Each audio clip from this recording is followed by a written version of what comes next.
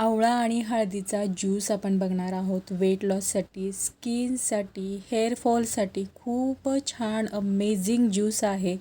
तर weight loss पण खूप छान होतो याच्याने, तर नक्की ट्राय करा. मेन म्हणजे हा ज्यूस तुम्हाला रोज रोज बनवायची गरज नाही. एकदाच तुम्ही बनवून हा साठवून ठेवू शकता आणि रोज याचं तुम्ही सेवन करू शकता. तर हा ज्यूस खूप अमेझिंग आहे, नक्की ट्राय करा. तर इथे मी अर्धा किलो आवळे आणि 100 ग्राम हळद आणि थोडंसं आलं घेते. हे स्वच्छ धुवून घेतले. आता हे जे आवळे आहेत, आवळ्याच्या आपल्याला बिया काढून घ्यायचे आहेत. तुम्ही फ्रेश गोष्टी वापराल तर तेवढा जास्त ज्यूस निघणार आहे. त्यामुळे आणून बरेच दिवस ठेवून त्याचा ज्यूस नका बनवू. पटकन बनवून घ्या, त्याच्याने खूप जास्त ज्यूस निघतो. तर आवळे जे आहेत, तर आवळ्याच्या आपल्याला बिया काढून घ्यायचे आहेत. तर आवळ्याचा बेनिफिट तुम्हाला माहीतच असेल, किती भरपूर प्रमाणात लिंबापेक्षा कितीतरी पटीने विटॅमिन सी असतं आवळ्यामध्ये. त्यामुळे स्किनसाठी आणि हेअरसाठी एकदम बेस्ट असतं आवळा. तर आवळ्याचं रोज एक सेवन केलं ना तुम्ही, तर कोणत्याच आजाराला तुम्ही सामोरे नाही जाणार. तर पटकन झाला तरी आजार पटकन बरा होऊ शकतो, एवढा विटॅमिन सी असतो. तर विटॅमिन सीने आपली इम्युनिटी शक्ती जी असते तर ती वाढते. विटॅमिन सीसाठी तुम्ही टॅबलेट खाता, परत महागडे महागडे फ्रूट्स खाता. तर ही आपली गावरान आवळे एकदम भारी असतात. कितीतरी पटीने याचं विटॅमिन सी असतं. तर आवळा आपल्याला रोज खाल्ला पाहिजे. तर रोज काही खाणं अशक्य नसतं, म्हणून आपण हा ज्यूस बनवतो आहे. तर त्याचे खूप बेनिफिट्स मिळणार आहेत आपल्याला. बिया काढून मी थोडेसे छोटे छोटे काप करते. छोटे काप यासाठी करते, मिक्सरमध्ये आपण ज्यावेळेस हे टाकू तर तुमचा मिक्सर खराब होणार नाही. कमी मेहनतीमध्ये तुम्हाला पटकन असा ज्यूस निघतो, म्हणून छोटे क्यूब्स करायचे आहेत, छोटे त्याचे तुकडे करायचे आहेत. मोठे तुकडे केलात तर तुमचा मिक्सर खराब होऊ शकतो. जर चांगल्या क्वालिटीचा मिक्सर असेल तर बघू शकता तुम्ही मोठेही काप करू शकता. माझा थोडासा जुना आहे मिक्सर, त्यामुळे मी छोटे काप करते. तर हळदसुद्धा मी ते छोटे छोटे तुकडे करून घेते हळदीचे. तर मी साल वगैरे काही काढत बसलेली नाही हळदीची, कारण आपण हे सगळं मिक्सरमध्ये काढणार आहोत, त्याचा ज्यूस बनवणार आहोत. तर त्यामुळे काही एवढा फरक नाही पडत. तर मी काही त्याचे साल वगैरे काढत बसलेली नाही आहे, छोटे छोटे तुकडे करते. तर साल काढायची काही गरज नाही आहे, कारण साल आपण ह्याचा ज्यूसच बनवणार आहे मिक्सरमधनं काढून. त्यामुळे काही इथे आपल्याला साल काढायची गरज नाही आहे. तर हळदीचे सुद्धा बेनिफिट्स तुम्हाला माहीतच आहे. अँटी इन्फ्लॅमेटरी प्रॉपर्टीज असतात हळदीमध्ये. त्याच्यामध्ये आपलं पेन, आपल्या अंगावरची सूज आहे, तर त्याच्यामध्ये आपल्याला रिलीफ मिळतो. त्यामुळे हळद ही खूप गुणकारी आहे. तर आल्याचे सुद्धा आपल्याला तुकडे करायचे आहेत, काप करायचे आहेत. तर आलंसुद्धा खूप हेल्दी आहे. तर आलं आपण चहा थ्रू घेतोच, पण आल्याचा ज्यूस पिलं तर तुमचा पटकन वेट लॉस होतो. आपला मेटाबॉलिझम आहे तो स्ट्रॉंग होतो. सर्दी किंवा डोकेदुखीचा त्रास असेल तो सुद्धा कमी होतो. तर आल्याचं सेवन करणं खूप फायदेशीर असतं.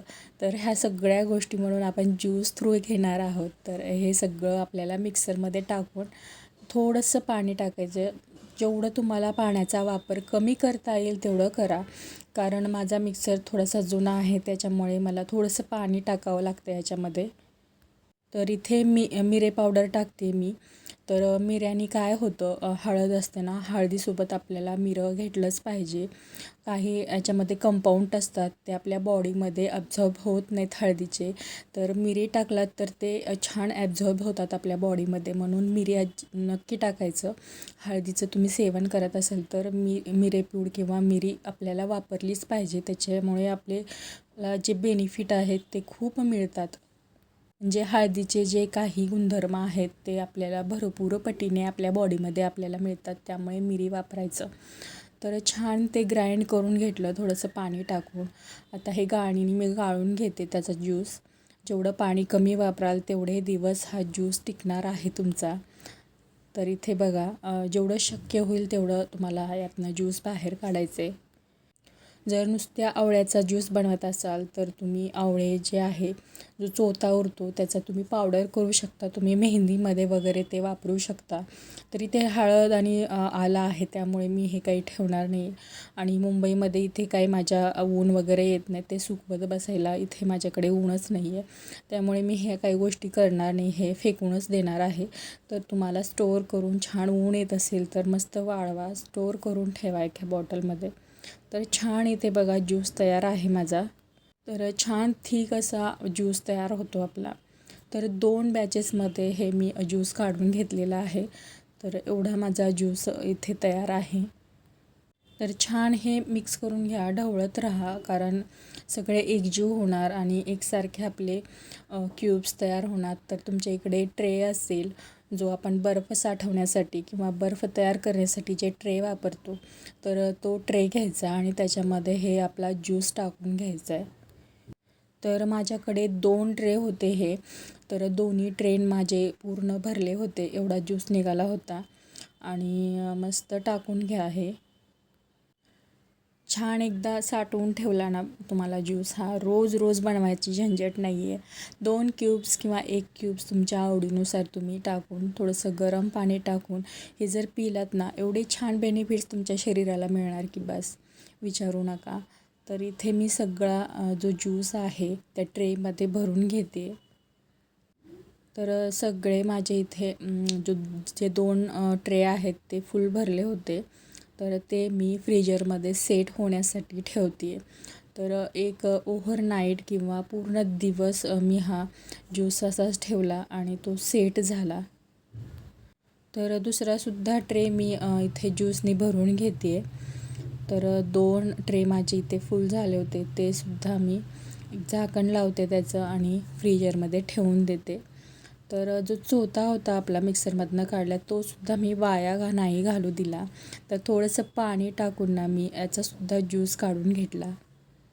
आता याच्यामध्ये खूप काही जास्त क्वांटिटीमध्ये ज्यूस नसणार आहे, पण जे काही असेल त्याचासुद्धा मी इथे वापर केला आहे. थोडंसं पाणी टाकलं आणि परत मी ते चाळणीतनं काढलं. आता हे पाणी 2 दिवसाचं 3 दिवसाचं माझं इथे ज्यूस तयार आहे. हा ज्यूस मी बॉटलमध्ये भरून ठेवणार आहे, जेणेकरून मला 2-3 दिवस वापरता येईल आता. तर याचा ज्यूस काढून घेते. तर आपण पुरेपूर फायदा घेतलेला आहे. जो चोथा आहे त्यालासुद्धा आपण सोडलेलं नाही आहे, त्याचासुद्धा आपण ज्यूस इथे काढून घेतो आहे. तर 2 बॉटल माझ्याकडे होत्या काचेच्या, तर त्या फुल भरल्या होत्या माहिती का. एवढा ज्यूस याच्यामध्ये सुद्धा निघाला होता. पण ते कसं एवढं थिक नव्हतं, तर ते थोडंसं पातळ होतं. मला 2 दिवस आरामात आता ते वापरता येणार आहे. तर मस्त माझा ज्यूस इथे बघा छान तयार आहे. तर याच्यामध्ये मी जिरं पण वापरलं आहे बरं. जिरेसुद्धा खूप हेल्दी असतात. जिरे पण मी टाकलं 1 चमचा. खूपच छान चव येते. तुम्हाला वाटत असेल कसा लागत असेल, पण तुम्ही एकदा पिऊन बघा.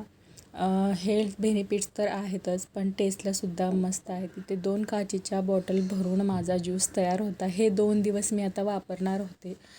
तर हे मी फ्रीजमध्ये ठेवून देणार आहे आता आणि ते मी उद्या वापरणार आहे. आता कसं प्यायचं ते मी तुम्हाला सांगते. तर काय करायचं, एक ग्लास घ्यायचा. सकाळी उपाशीपोटी जेवढं तुम्ही घ्याल तेवढे बेनिफिट्स त्याचे जास्त आहेत. तर मी काय केलं आहे, एक अर्धा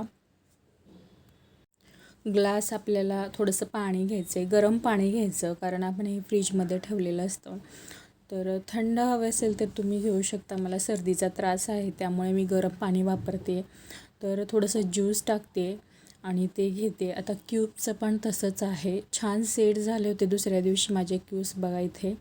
छान आवळ्याचे आणि हळदीचे क्यूब्स आपले तयार होते. ते खूप छान सेट झाले होते, ते निघतच नव्हते इझिली. तर मी सुरीने ते काढून घेतले थोडंसं. तर 1 क्यूब्स मी तुम्हाला दाखवते, 1 क्यूब्सचं दाखवते. तर तुम्ही तुमच्या आवडीनुसार 2 क्यूब्स पण घेऊ शकता. अगोदर बघा तुम्हाला कसं वाटतं. तर मी 1 क्यूब मी ते टाकून थोडंसं गरम पाणी घेते. हे आपल्याला उपाशी पोटी घ्यायचं आहे. नक्की ट्राय करा, खूप हेल्दी ज्यूस आहे. रेसिपी आवडली असेल तर नक्की लाईक करा, शेअर करा आणि तुमच्या प्रतिक्रिया प्लीज मला कमेंट थ्रू नक्की कळवा. परत भेटू अशाच रेसिपीसोबत. चलो बाय.